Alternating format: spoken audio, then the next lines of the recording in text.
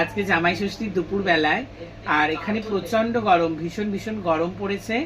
আর আমি কিন্তু এই জন্য জামা পাঞ্জাবি কিচ্ছু পরিনি, ভীষণ কষ্ট হচ্ছে গরমে। দেখো একটা হাত কাটা গেঞ্জি পরে আছি। আর এখন দুপুরের লাঞ্চে আমাকে যা যা খেতে দিয়েছে সেটা তোমাদের সবার সঙ্গে শেয়ার করছি।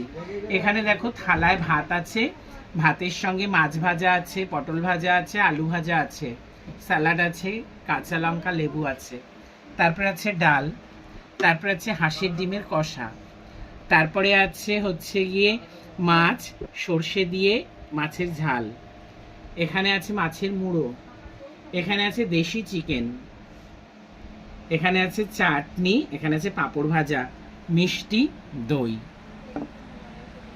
এটা কিন্তু তোমাদের সবার সঙ্গে শেয়ার করলাম, কিন্তু তোমরা সকলে ভেবো না যে এতটা আমি খাবো, কারণ আমি কিন্তু এত খেতে পারি না।